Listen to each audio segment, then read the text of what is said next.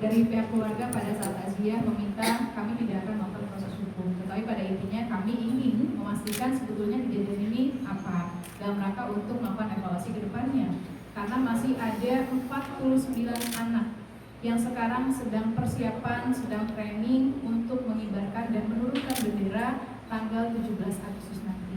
Jadi saya berharap rekan-rekan membantu, memotivasi semangat adik-adik kita, anak-anak kita yang mereka sedang berjuang untuk mengibarkan dan menurunkan bendera. Saya tahu persis suasana kebatinan dari anak-anak itu semuanya, karena pada intinya mereka memiliki kebanggaan menjadi anggota Paskibraka. Jadi harapannya mudah-mudahan dengan kejadian ini saya melakukan evaluasi yang tadi sampaikan setiap pagi sebelum pelaksanaan kegiatan pelatihan, saya minta lakukan pengecekan kesehatan.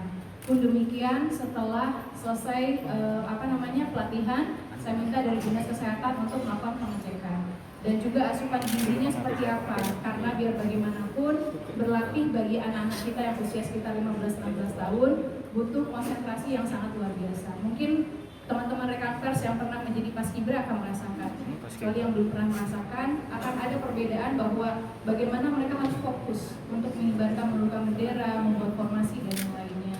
Dan tentunya kemarin kami sudah minta tim psikolog untuk turun langsung, karena bisa dibayangkan teman-teman pers bahwa adik-adik kita 40, asalnya 50, kehadiran kakak Aurel meninggal itu akan menjadi suatu sugesti yang sangat luar biasa buat adik-adik kita ataupun anak-anak kita yang 49. Maka kemarin saya sudah minta dari BPM 3 AKP turunkan psikolog dan terus melakukan monitoring terhadap kondisi psikis dari anak-anak kita yang 49 pada saat persiapan menjelang tanggal 17 Agustus.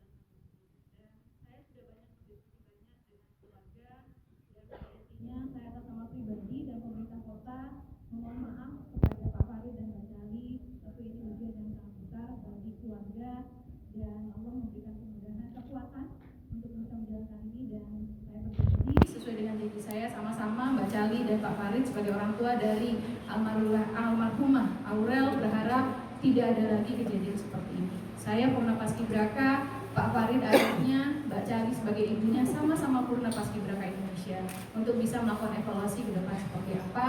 Dan terima kasih kepada Kak Seto yang terus memberikan masukan tentunya bagaimana konsep perlindungan anak ini bisa dilakukan, karena anak-anak Paskibra sekitar usia 15-16 tahun masih anak-anak. Boleh dengan pola pelatihan yang begitu berat, pakai evaluasi terhadap PPI atau mungkin mengganti semua PPI yang ada yang melatih kemarin dengan yang baru. Pola pelatihan akan ada. Jadi tahapannya dimulai dari tahapan seleksi Paskibra seperti apa. Setelah itu nanti dipilih ada yang masuk ke tingkat kota, masuk ke tingkat provinsi, masuk ke tingkat nasional. Sebelum TC ada pra-TC-nya. Ini biasanya melibatkan Purna Paskibraka Indonesia.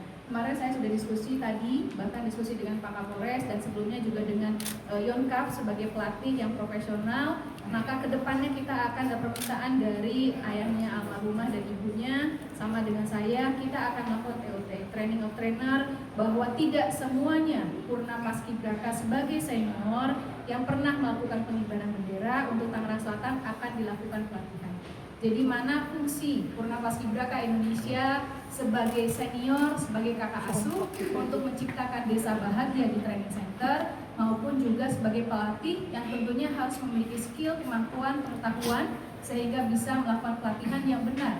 Karena tugas dari Paskibraka adalah menaikkan bendera dan menurunkan bendera dengan proses tidak lebih dari 15-20 menit. Jadi intinya itu. Sehingga saya juga sudah menyampaikan masukan kepada TNI, dalam hal ini kepada Yonkap, harapannya mudah-mudahan dengan zaman sekarang, tentunya dengan harapan dan masukan dari Kapolres dan kejadian ini, bahwa pelatihan bisa dilakukan secara efektif, bisa bermanfaat untuk anak-anak kita memiliki semangat jiwa nasionalisme yang sangat luar biasa, semangat mereka mencintai tanah airnya dengan mengibarkan dan menurunkan bendera, cita-cita mereka menjadi Paskibraka, dan semangatnya itu yang kadang membuat mereka lelah pun juga tidak pernah bercerita.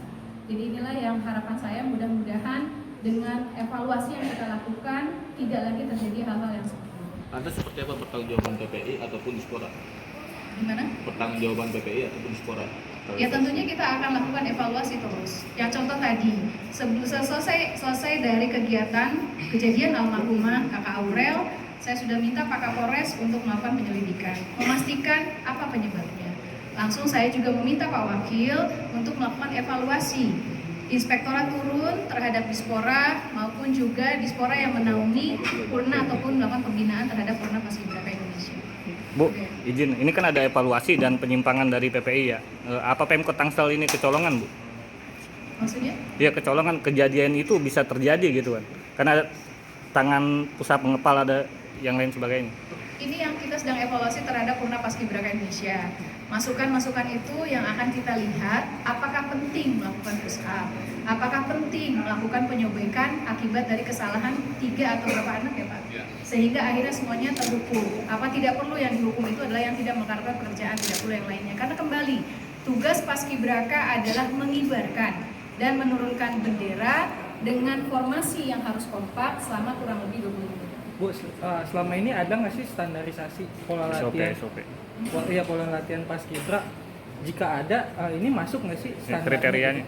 kriteria itu? Begini, saya pernah mengalami dan pola pelatihan dalam rangka pembinaan itu dilakukan karena pelatihan yang luar biasa, karena ada yang pernah pengalaman baris berbaris zaman SMP, ada yang belum pernah sehingga butuh pelatihan tertentu. Kekuatan fisik ya harus ada karena bagaimana kita harus mengibarkan bendera dan menurunkan bendera. Tetapi pelatihan fisiknya seperti apa, maka saya sudah minta kepada pelatih terutama dari TNI untuk melakukan evaluasi dan yang terbaik seperti apa dengan kondisi seperti sekarang.